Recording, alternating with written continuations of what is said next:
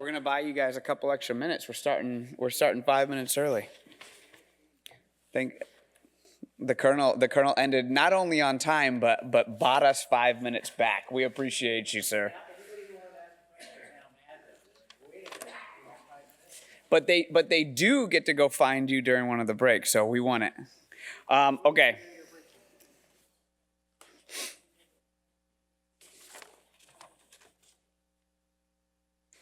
The panel that's going to go on in here is titled Building Undisruptable Warfighting Installations at Home and Abroad. And it's going to be led by our moderator, Eric Hahn. And I'll just say this. I'm a big fan. He's wearing an MPS logo on his shirt. I'm a logistics grad from MPS, so my little alma mater there, and I appreciate you running things. Eric is a faculty associate, research for energy academic group at MPS, a retired military officer. His career includes managing energy and utilities, infrastructure projects, and critical infrastructure protection during Operation Iraqi Freedom. Mr. Hahn holds a BS in mechanical engineering from URI, a master's in engineering from RIT, and a master's of science in ocean and resources engineering from from the University of Hawaii. He's a registered professional engineer and is a fantastic asset to the MPS team. Although I just learned today he's based out of Camp Pendleton, so running sustainment and grid and power out of there. So give it up for him and his panel, and he'll introduce the rest. So I'm excited to be here today moderating a trio of great panelists today as we explore the problem of building undisruptable warfighting installations. We've got some inspiration from Tropical Storm Betty to think about today in our discussions. You may recall NOAA predicts an above normal 2024 Atlantic hurricane season, and some of you here may remember the particularly destructive storms and waves in coastal California last December that destroyed the Port of Huenemi's substation there. So obviously a natural or man-made disaster that can take out a substation serving a key defense community is well worth thinking about as we listen to our esteemed panelists. Before I introduce them, though, I'll want to get a sense of who's in the audience today. How many of you in here have worked with your base's respective INL? Four with it, okay. Any of you in here work with civil affairs units? Okay, very interesting, okay. Do we have any utilities Marines in here? Okay, how about representatives from public utilities or utility companies? Okay. But that means we can talk about them, right? Yeah. Looking at you, Dominion Power. My lawyer to relax. Anyways, okay, so one of the duties I had on active duty was serving as a Navy diver. So no matter what potential disruptions I had to complete missions, as a diver, one that mattered most obviously would be disruption or quality issue with my breathing gas, right? So there's some analogy with power with respect to installations and forward operating areas. As long as power stays up and is sufficient quality, all kinds of other disruptions are obviously a lot more manageable. Something I learned in a very painful way when I was a public works officer at a base in Maryland. Anyways, with that in mind, I'd like to introduce our panelists and turn the floor over to them in the order I'm going to introduce them. First, immediately to my left is Mr. Kenneth Hughes, who joins us from the Office of Local Defense Community Cooperation, a DoD office that assists U.S. states and local governments to maximize support of the military mission. Kenneth's background and education is in planning and building construction. Kenneth serves as a project manager at Old CC right now, but has worked as a local government planning director in both Northeast Indiana and Southeast Georgia, and has experience in resilience implementation, utility master planning, and community housing. Kenneth will help us understand what is meant by a defense community, introduce Old CC in a bit more detail, and help us understand how they support planning and project development for resilience of defense communities from both the right and left of Bang perspectives.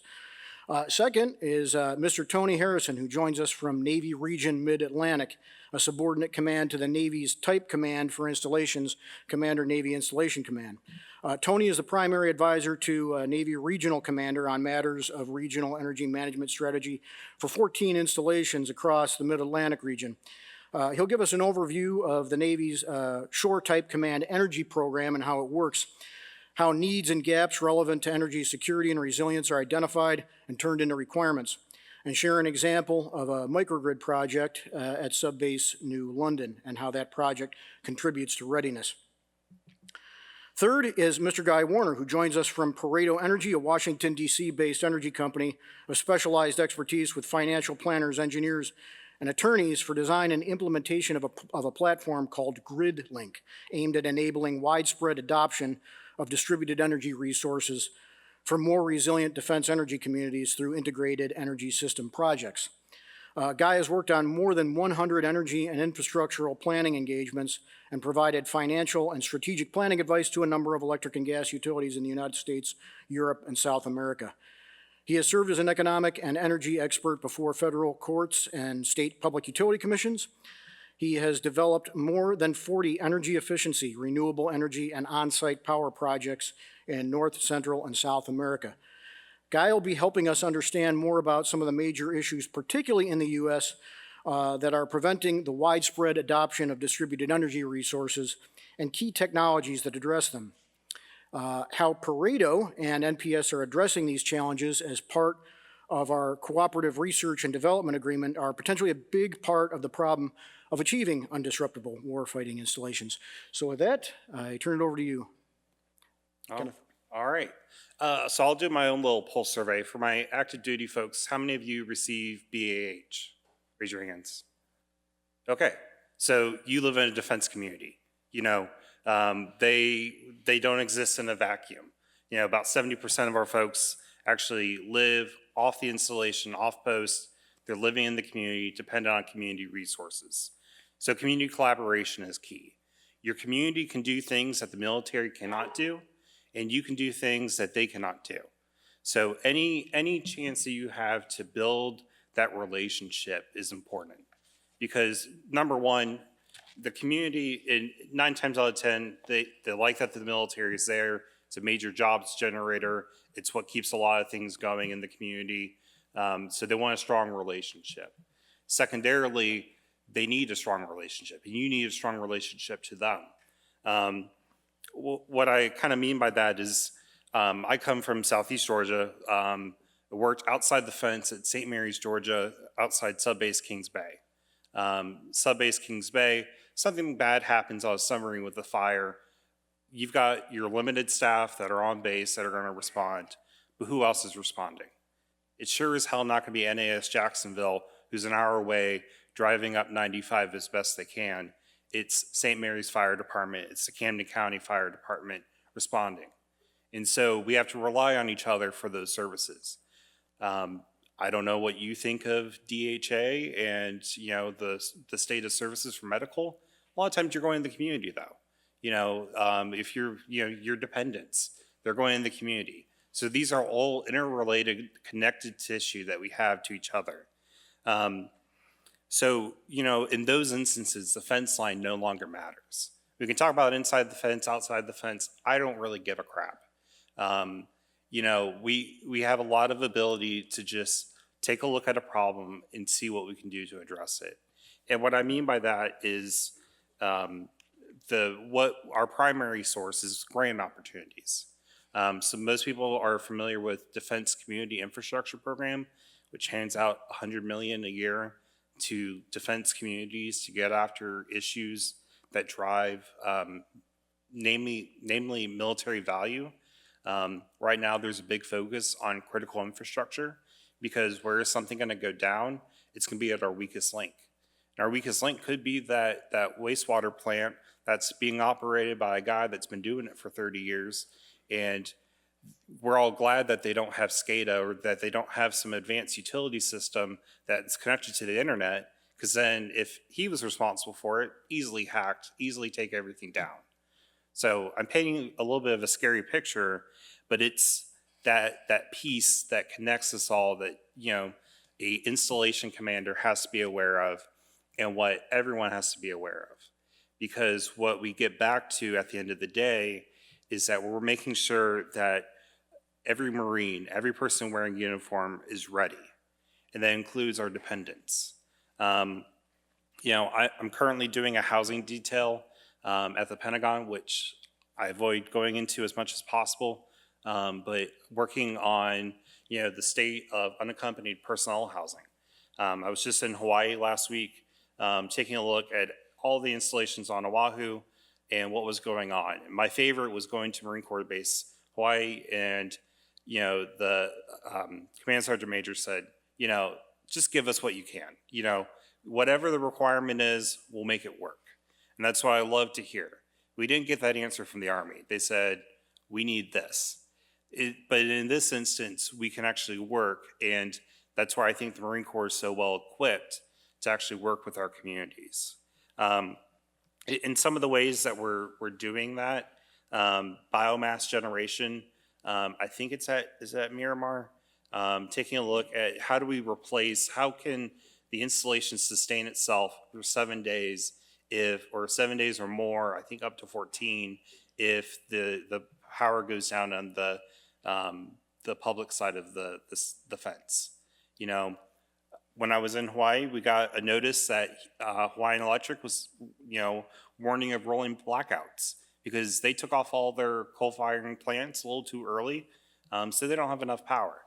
So, the installations are trying to maintain what they can do, but there's a lot of opportunities that present itself to make sure that we can provide the energy and the other systems that are needed in order to sustain a base, in order to sustain the mission. So what I want to drive back to is, that fence line doesn't matter. Our authorities say we can do things that generally involve the community. I can pretty much guarantee that I can shoehorn about any idea that you might have for improving your standing by connecting the community to it. And so we can shoehorn a lot of things. Up at Grissom Air Reserve Base in central Indiana, we're working with them on an electrical study that would never be funded otherwise, because we're able to connect it to the community and say, well, the community also needs this power. So, bring crazy ideas. That's what we want to do. And then the last point I want to just hit on is using our broad authorities. So Tony and I actually met at a workshop that the Deputy Assistant Secretary of the Navy for Installation Facilities, Ms. Brenda Johnson-Turner, is actually putting on one in San Diego right now, which I was actually hoping to be there, but Eric said come here instead. That we're looking at how can the Navy, the Department of the Navy, better utilize the authorities it has to do things like intergovernmental service agreements, so that you can say to the city, hey, you're a lot better at paving roads than I am. Would you come do it on my facility instead? Or, hey, you've got these contracts already in place to get these parts that I need off the shelf from Granger. Can you do that so that I don't have to go through the 45-day processing window, or God forbid, have to, WIB something with NAFAC, So you have to build really this kind of whole span of just looking at the realm of possible. Favorite thing that, and I would, General earlier said it, we don't know what we don't know. Well, we can start that process of discovery through just a very basic installation resilience grant through Old CC. Working with the community to figure out what are our needs that we don't know what we're going to be affected by, what the potential is for that, for the knock-on effects of whatever's coming. So, a lot of times the common answer is, we don't get sustainment. We don't get, enough sustainment dollars. We get 70 cents on the dollar if we're lucky for whatever's happening on an installation. Use your other authorities, use your other capabilities, use Old CC, use your local community to meet your needs otherwise, because through doing that, then you're not having to go up the chain of command every time that you have a need, and then program it into MilCon, and God forbid it, just gets knocked off by something else that's happening. There are a lot of creative ways that we can attack issues, and so I'm really excited to be able to be a part of that solution in my role, and then just touching on what my role is is I'm your liaison to that office. You know, if you've got an idea, if you've got something crazy that's going on that you just want to bounce around, feel free to get in touch, and we can talk about it and figure out if we're not the best office for it, who is. You know, we learned about the state partnership program. I learned about it when I went to visit the Indiana National Guard and their 30-year or 25-year-long partnership in Serbia, I believe. Something I didn't know was going on. That happens all the time in DoD. I mean, if you go over to the Navy, it's all about stovepipes, right? So we can knock those down. We can talk about them. So that's what I'm excited to do and prepared to do with all of you. So, Thanks, Kenneth. did I go over? I probably went. Just a smidge. Yeah. So that means I get less time to speak. Anyway, good afternoon. I'm Tony Harrison. I'm standing in for my counterpart at the Shore, Navy Shore TICOM program. And I just wanted to give you a snapshot of kind of like the process the Navy takes with identifying requirements and then setting up projects and delivering gaps. I think there was I was told there was a slide. I'm pushing the button. I'm pushing green. And I think you're showing all of our awards for later. see, yeah. Hope okay. they go. Yeah, I don't know. Yeah, let's see. Okay. If not, no worries. So I'm going to give you a four-step process. The Navy uses the four-step process to get at what my colleague just shared. You know, how do we get this energy security gap funded? We call this the Installation Energy Program Summary. It was mandated by DoD that every installation actually develop these. The Navy developed theirs. All 14 of my installations in the Mid-Atlantic region, we completed ours early. So the first step is installation data, how we interpret and how we gather data. That includes how we're doing on energy efficiency, how we're doing in our resilience and reliability, safety metrics, and then how are we doing in our cyber posture? You know, are our facility-related control systems, are they secure? And being aware of the bad actor. And the other one is the community management. So we take all these metrics and then evaluate them. And then we say, if the metrics are out of parameter or, you know, we have issues, we're challenged with meeting the requirements, then we call those a gap, energy security gap. And with that energy security gap, what do we do then is develop course of actions. How do we mitigate that? How do we, how do we tell our leadership, or how do we tell, how is the ICO going to say, okay, you know, I've got this particular mission, but I still need to mitigate this particular gap. What is that gap going to be the impact? So we develop course of actions, and the course of actions could be developing a requirement that will generate a project that I could use, the 10 USC code, where I could go to intergovernment support agreements, or I could go mitigate it by an energy finance project, or I could mitigate it by an ERSIP, or I could mitigate it by 2912 projects. So the Installation Energy Program Summary, in short, is a strategic roadmap. And this is how we map all the requirements, and then we prioritize them according to our mission assurance assessment. And that mission assurance assessment tells us, you know, we've got critical missions, and we have to prioritize to make sure that our task assets are protected first, right? And all bases are not created equal. So we want to know that.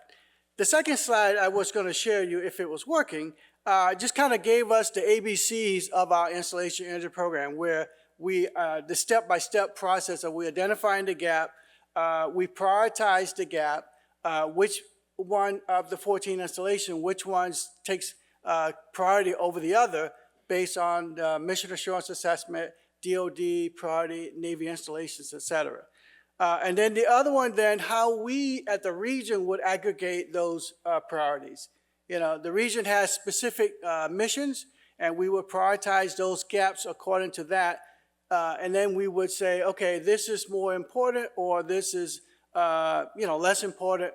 But nonetheless, that we all have to get the gaps mitigated, but they all, because of constrained funding, we can't just do everything every time, right? We can't eat the whole elephant one time.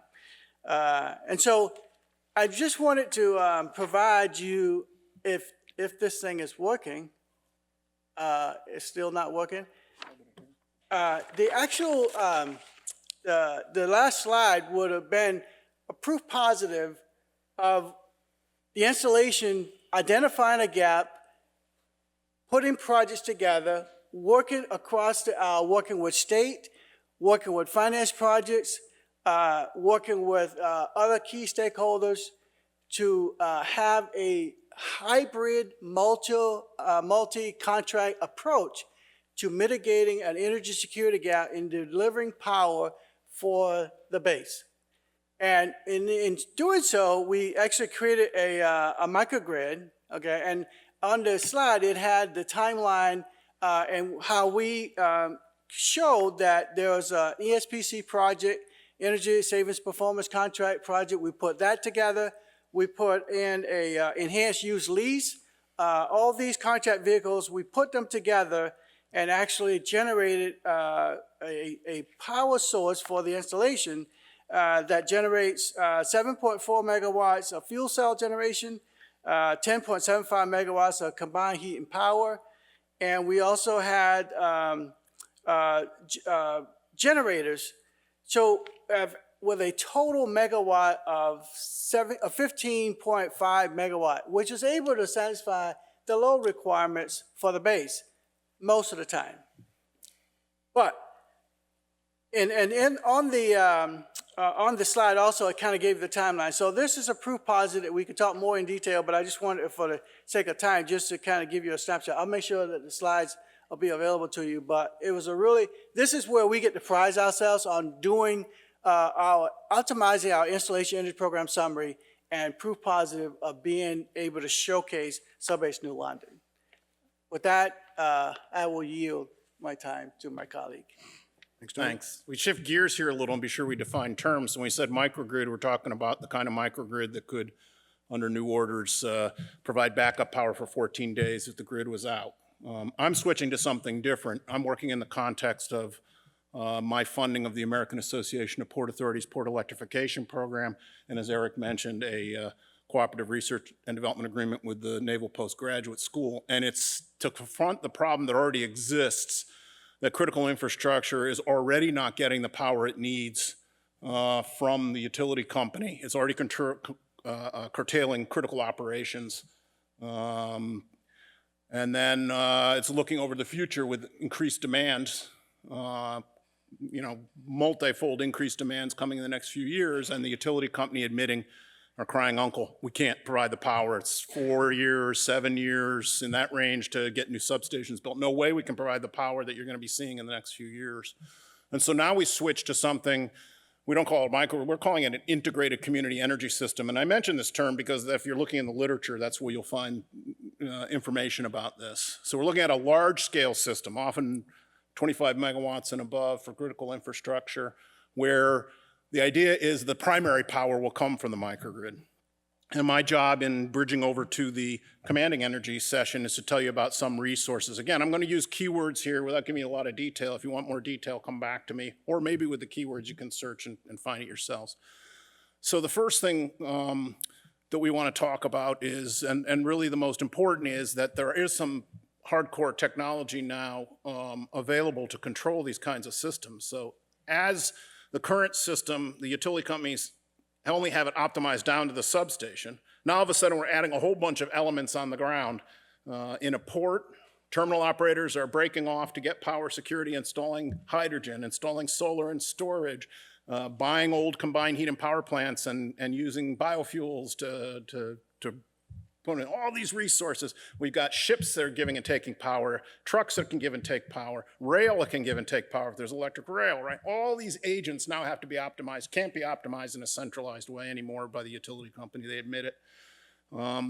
Fortunately, there's been decentralized optimization available for years, really perfected in the decentralization of the telecoms network. And so that's the first thing, is that there's a way to decentralize the optimization, so all I have to do is have a reference to what my neighbor is doing with a few variables, and I can solve it really quickly, because obviously we got to stabilize the energy system in milliseconds. So that's one technology that's available, and generally that's now being used to develop something that we used to call simulation, now they call it digital twin, right? So it's saying that the whole system can be simulated and optimized before you build it. And now we can use it for training, we can use it to run cybersecurity traps to find out if it's working, and then eventually it becomes the operating system for the whole deal. It's kind of like Apollo 13, if you ever saw that movie. Remember, there was a bit of hardware, there was a bit of software, there was a simulator. It was used for training. They didn't do cybersecurity, but they did training on it. And then when the mission went up, there was an uplink back and forth between the simulator and there. And of course, when the part of the hardware went off the real twin, which was the mission, the digital twin could figure out how to solve that and save the mission. So it becomes kind of the operating system. That's all fully available. By the way, every resource I'm talking to you about is off the shelf, open source, available. Applications in the field, oftentimes outside the US, but applications in the field were freely available data to see how it works, okay? I'm stealing the Apollo 13 reference. Try to explain a digital twin. That's the best explanation I've ever heard. I never invent anything. Some guy who was in the astronauts steal from program told me about that. It was actually the guy who was running, I happened to meet him at a party, was this guy Kelly who was up for vice president. He's the one who told me about that. But anyway, he was an astronaut. Anyway, the other hardcore technology, and then we'll get to the more important institutional plugins, is what's called power electronics. Very hard for me to go over that much, but basically if I've got all these oscillating sources, agents we're calling them now, and if you want to look for the optimization, by the way, multi-agent optimization is where you'll find the literature and the application cases. And I can give you this if you come to me. But now you've got all these oscillating things, and you know, we need to have a perfect waveform with alternating current, right? This S-curve, it's got to be kept, that power quality is kept. The utility will often say, I've got to put a bunch of protective equipment on my electromechanical substations, right? To account for the fact that I may get poor power quality coming from your system, right? Now what we're saying is, no, we'll condition that with transistors. We'll take the alternating current that has bad power quality, use transistors to change it to direct current, and right back to alternating current with pure power quality. Power electronics connection, been used for 35 years. Established standards and operations in the field all over Europe. Copenhagen is one big microgrid. It's like a whole bunch of community-owned microgrids all connected together with power electronics. Not used as much in the US because the utilities have blocked the standardization of it. So when power electronics companies come to the US, they turn all their features off because there's no standardization. We're working on that. And that's going to get solved very quickly now. Again, the utility companies are now crying uncle, so they're saying, okay, we got to have it, and I think that's going to get solved. So, and now we come to the much more important. You can't do all this engineering design, in my opinion, and get ahead of institutional design. You're designing all this stuff, spending all this money on all this technology that I claim's off the shelf, that I can show you works, but there's no sense doing it if you don't have the institutional framework to do it. And that's the good news, is the legal and institutional framework is starting to emerge, and I'll give you just a couple of examples. First, usually it's considered to just assume that the utility is the only one who can distribute power. So say I have, this is an actual case we're working on right now. I have a port that's lost a substation, and it can't be built for 7 years in a storm, and it's really important to the port, and the base actually has some capacity and can build one of these power electronics substations on its side. If it tries to send power over to the port, it can't, right? The utility will say, no, you can't distribute power. Well, that's not true. There are legal frameworks, and we've gone state by state with the United States Conference of Mayors, and we can tell you in any state how you can develop a legal framework to distribute power. Again, I wish to emphasize the utility companies are finally coming around, much like in decentralized telecoms when the Bell Atlantic companies eventually got into Verizon. They're coming around now because of the need. However, to ensure fair competition with them and ensure that we can get a system where we got two people who need the power and we can actually do it effectively is important. This is hugely important because it brings in third-party finance. There's all this pent-up third-party finance that wants to finance these systems.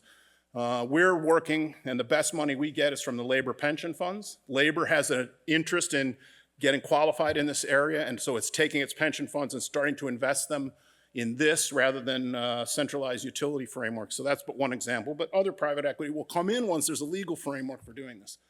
Also, pulling together the stakeholders. There's very good templates now, looking at my friend, for community benefits plans.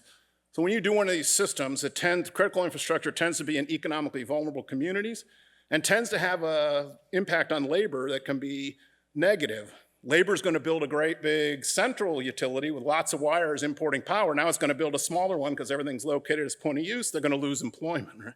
So there's now good templates for developing a community-based plan. In some states, this is required, by the way, so it's actually been codified, and there's ways to do it, therefore. It's not as hard as you think. We've got labor opposing us everywhere we go. In one meeting, we get them to turn on our side, right? The last thing is labor force development. Now, we already talked about the unions, and we're getting apprenticeship programs are starting to emerge in this kind of system. The other thing at the higher level is very interesting with the Naval Postgraduate School, and I must say this is just an idea now, but there's a lot of CBs out that are electrical engineers. If we could do a training class in microgrid technology, they'll get it right away. Most of the power electronics I spoke of earlier came from the Office of Naval Research.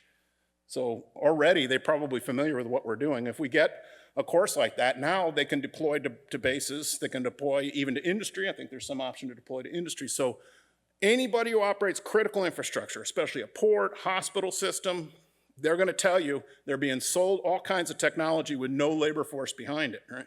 Labor force development is critically important, right? So those are some of the resources. Look at my colleague who's cutting me off because I'm past my 5 minutes. Anything else? Did I miss anything? Okay. Thank you for listening. Thanks, Guy. How much time do we have for questions, Brandon? Okay. Yeah, your slides came up Oh, okay. behind you. Yeah, that was the second slide. Oh, yeah, that was the, so I couldn't see that. That was a pretty slide that, when you proof positive, optimize the IEPS process, this is what you get.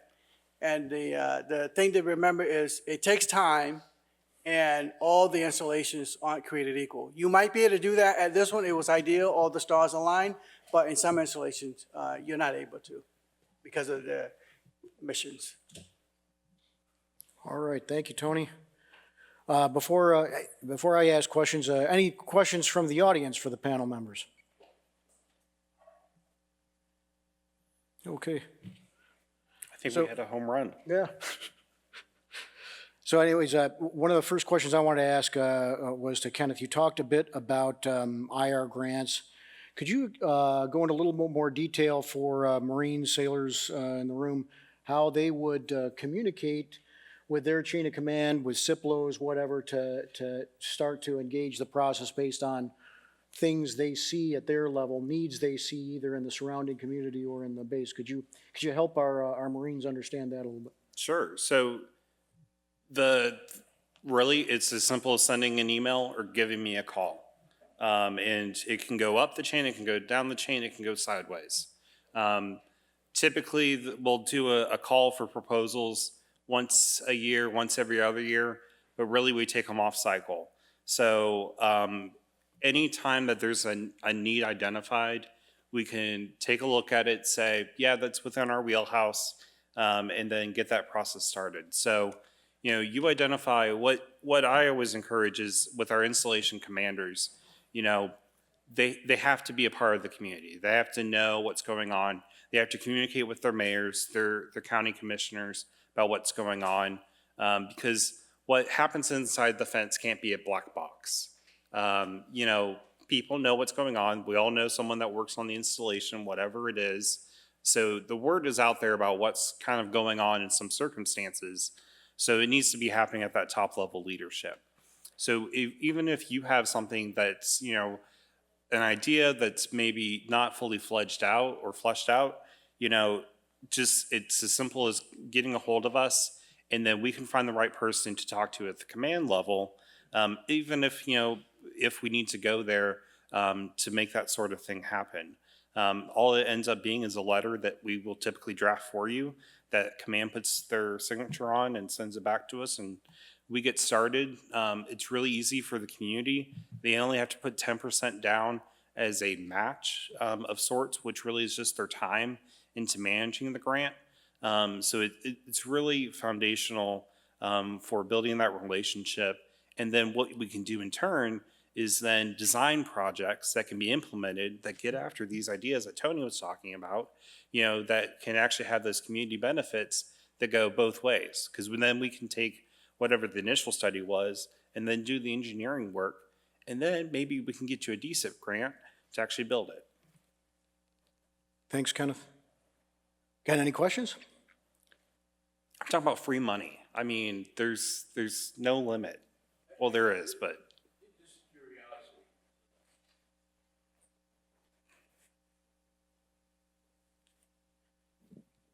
So just back, so Larry Day with PUMLB, Marine Corps Systems Command. So I guess, just curious, you used to hear biodiesel everywhere. It was all over the place. Everybody was doing it in their backyard, and then vehicles were being set up to use it, and military trucks were thinking about using it. They just kind of disappeared. So I was curious, whatever happened to other things like biodiesel, or I heard you talk about biomass energy but what's happening with some of those other technologies that will help us out, since somebody foolishly decided to pull the plug on coal in a hurry? So just wondering. So there's to address the biodiesel. Not sure. I don't know everything. One of the things we're working on in diesel fuel right now is technology to get more life out of the diesel fuel. Right. We're working with technology developers that can do sort of in situ treatment through cavitation to get better performance out of fuel that, say, sits in a generator for a long time, or can help deliver like 20% more for the same amount of logistic footprint in terms of the energy on the other side by basically treating it. Diesel starts to chemically change right when it comes out of the refining process, right? So, with respect to distributed, the focus of this conversation isn't necessarily on a specific distributed energy resource or a specific technology type, though. What we're dealing with in the United States, not necessarily everywhere in the world, but definitely in the United States, is more of an integration problem. So when you're looking at trying to, say, put distributed energy resources on a integrated energy system, whether it's a diesel generator that runs biodiesel or treated diesel, or a micro nuclear reactor, or hydrogen fuel cell, whatever, renewables, wind, solar. One of the issues is these distributed energy resources are usually on medium voltage grids, so to speak, and fault current for these things can be devastating.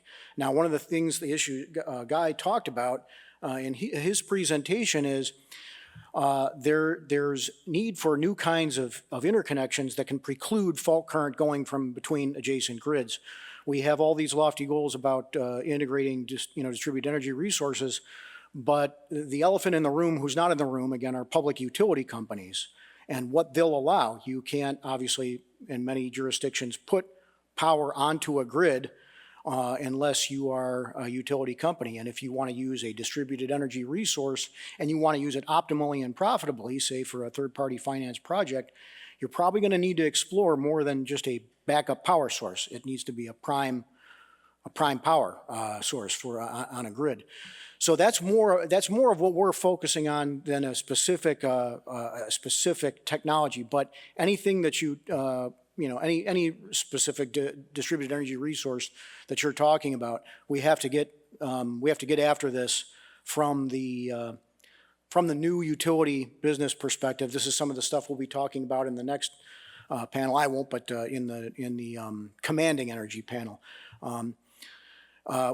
Which brings me to another thing I wanted to ask Kenneth, if we still got time for some more questions. Kenneth, old CC is focused on the communities, the defense communities inside the United States. You know, I've heard of Marines referred to as, hey, no, you know, no, and I was a Marine, I could probably attest to it. You know, no better friend, no worse enemy. And a lot of the places that we are going to go and operate, we're going to need to work with communities that we're operating. Is there anything that Old CC can do, perhaps working with other agencies to help Marines learn best practices in engaging communities in areas where they're operating outside the United States? To some degree, yes. We have some experience in it. Actually, with the fall of the Soviet Union, there was a lot of work that was done in Ukraine with, you know, kind of what do we do with all these bases before even BRAC was really coming around. But what we can also do is connect to resources. And that's the primary thing that a lot of times our technical assistance goes unnoticed because I was able to connect the PEO for carriers and their industrial base with Apex accelerators in order to discuss, hey, how are we getting after our workforce issues? So that's the beauty of it, is that, you know, when you're looking at these partnerships that you need, there's probably someone already in that space. When you look at the National Guard and the state partnership program, being able to leverage those connections. One thing I didn't mention but I had written down was that, you know, your installation commander needs to have a relationship with the state tag, because if there's a state issue, you know, you as, you know, the person in uniform, you know, leading your installation, you can't call the state legislature and say, what the hell are you doing? But the tag can. And if the tag does it, it's going to have a lot more weight going behind it, you know, to say, hey, this is really going to affect our mission readiness. And so those are the things that you can leverage when you build those relationships and connect with folks. Thanks, Kenneth. I think there's another interesting topic, if we could go back to the question about coal, that is Oh, that's a question from the floor. what, oh, sorry, go ahead. No, I'm just going to quickly mention that the part of the legal framework I mentioned before that's getting worked out is the clash now between federal and state regulation. The federal regulators have to keep the lights on. They run the transmission system. So you being a state like California is about as net zero as you can get. But if you look at the actual emissions, the feds are dispatching coal from Utah generally, right? So it's, you know, it's whatever keeps the lights on, the feds are going to do it against state policy, right? So the problem with getting good legal framework put in place is we've got sort of a balkanized system. Every state is different. So now the investor says, Jesus, I can't get one place. I do one in one place, I want to do it in another, and it's totally different. But I think you're going to see much more, and there's been some court decisions on this, much more federalization. And now it gets complicated because instead of getting the coal from Utah, I can get the power down here, way down the grid, right? In the low voltage, medium voltage grid on site, right? Can with the power electronics can provide those resources that are needed to keep the lights on. So yeah. I think you're going to see a federalization, and you're seeing a lot of decisions already that are starting to make that legal framework. And then the National Association of Regulatory Utility Commissioners are trying to unify, harmonize everything across the states, and you're seeing that legal framework I spoke of earlier is beginning to become pretty common in almost every state now. But don't forget, there's always Texas. Yeah. Yeah, I mean, remember what happened there, and that's an example of where those lines of communication or power lines themselves just don't connect, and that's critical to. Really, the fence line doesn't matter. The state lines don't matter. The storm that's coming does not care where the hell you are. It's just coming at you. It doesn't care. So. Thanks, Kenneth. Question? Just a question. Kathy Welch from Transcom, and we've done a lot of experimentation and strategy development on homeland defense resiliency, and I think it's what you're talking about. So I'm curious if each of you have a potential link to the ISACs, the Information Sharing and Analysis Centers for the various private sectors. Do you work with them actively? No, it's a good point, not me. I sure wish we did more. Okay. I sure wish that we could get, sometimes, you know, one of the biggest challenges that we run into is that the installation will say, that's our information, we can't share it. We don't want people to know what our vulnerabilities are. And so that's where I'd offer, for the benefit of the audience. Yeah. One of the things that we've learned is that the unique nature of why the ISACs were stood up, and you can Google them, nationalisac.org, I believe is their website, but their whole intent is to be a partnership between private, public, government to provide all hazards threat information based on their sector. So they have, it's not necessarily us sharing with them, they actually have the ability to share with us to give us indications and warnings that we may not see from the contested logistics perspective. They're probably seeing things that aggregated would probably give us some intel as to what may be coming down the pipe, considering what the threat intends to do in the homeland. So I nominate that as something for anyone in the room. The ISACs are a critical enabler to understand the threat, but also getting into TTPs, authorities, thresholds of risk, and where they can provide assistance to DoD and what DoD can give to them so they can better refine what their requirement is to support is an awesome capability that I just think is underutilized at this point. Thanks. Thanks, great question and comment. I think keep it in your mind for the follow-on discussion where we'll be talking about commanding energy. I think that's a good thing to keep in mind for that. Still have some time? Okay. Tony, question for you. Something I had mentioned, and when we heard Guy talk about it too, about new utilities or new utility companies or existing utility companies that can do business in different ways, bringing distributed energy resources closer to the loads. And I was wondering how, in the context of the IEPS process, I'm assuming, I mean, correct me if I'm wrong, I'm assuming a actual utility operating inside a fence line hasn't really been, that subject's never really been brought up in the IEPS process. Can you give us some insight into how to broach that subject with, at the installation level with installation energy managers and base command?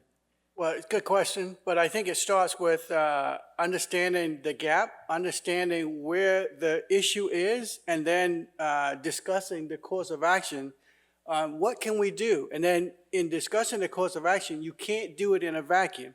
You have to get the utility provider, you have to get the UEM for the base. So let's have the conversation, have the discussion, and perhaps bring in the mission owner also, along with the IEM, and then have that discussion and see what is the art of the possible. I'm always of the school of thought, look at the art of the possible. Whenever you see no, it's the next opportunity. And so that's what you have to do is, and when you do that, identifying it in the IEPS and crafting it, we don't want you to just write it down, but you got to be engaging with the key stakeholders to get this thing, is it possible or not? So again, it's not just to put something on paper and then leave it there in the book, but let's see if this will work. Is it one of the art of the possibles? Thanks, Tony. Get one last comment because the information came up. What's really interesting about the decentralized optimization is if you're central optimizing a whole synchronous system and the utilities, the big daddy up there is going to optimize the whole thing, everybody's got to share all their information. So whoever manufactures a piece of equipment has got to share out all of its proprietary information. With decentralized optimization, they optimize all that locally without sharing that data. And then there's a tying variable, and generally it's just power and the rate of power is all that's needed to know. And so this is a huge contribution to data privacy in terms of the local agent who's doing his thing here but wants to join a trade with a whole bunch of other microgrids or other agents in order to optimize, right? So there's a big information there's a lot of literature about the protection of data privacy because of decentralized optimization. Thanks, Guy. If I have one more minute for a question or two? Yes. Okay. Guy, you brought up synchronous and synchronous connections among grids. Could you compare and contrast what we have in prevailing synchronous connections in the United States compared to non-synchronous connections elsewhere.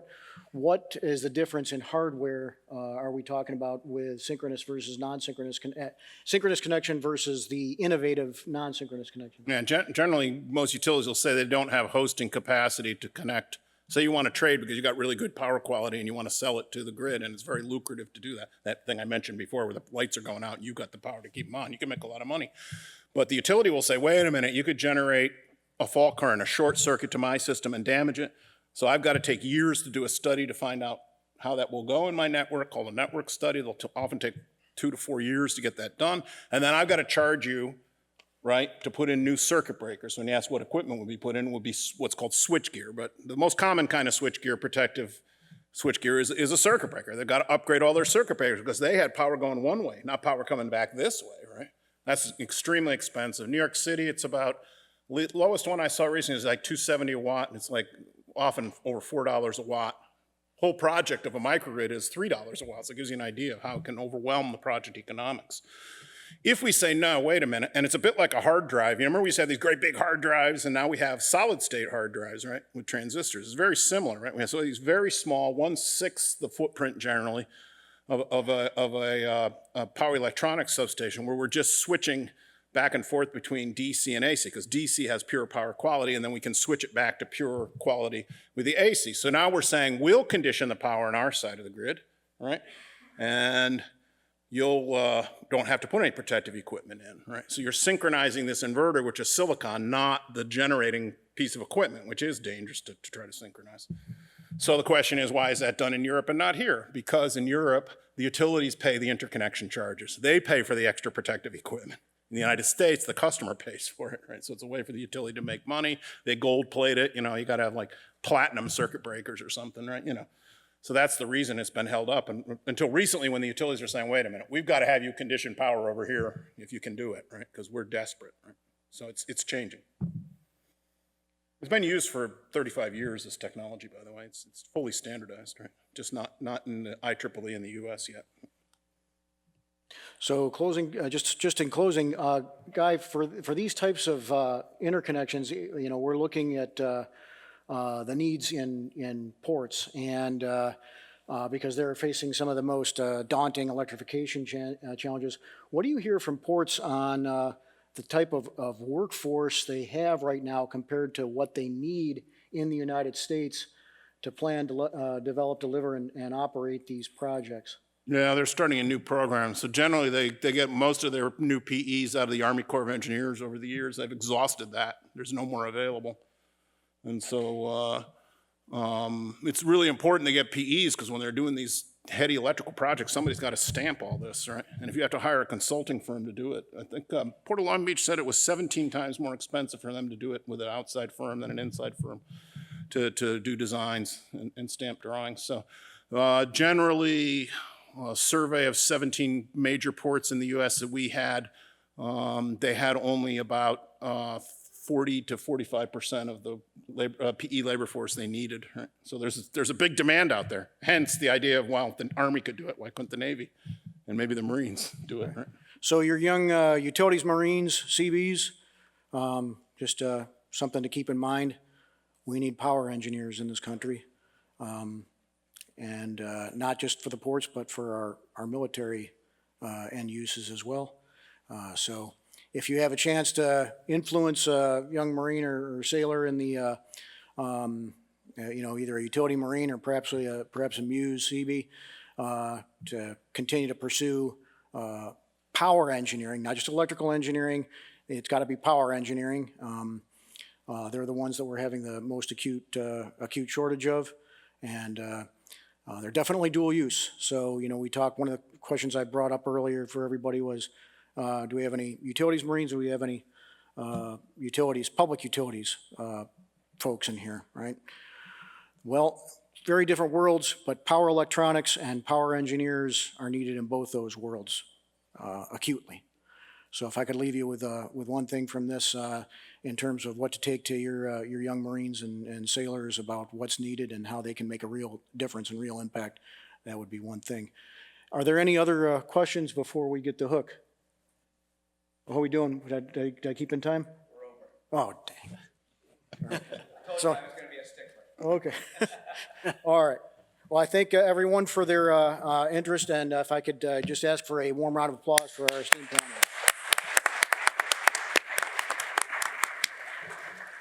And an extra round of applause for Mr. Eric Hahn for not only keeping the time hacks, but also just leading a fantastic panel. Thank you very much.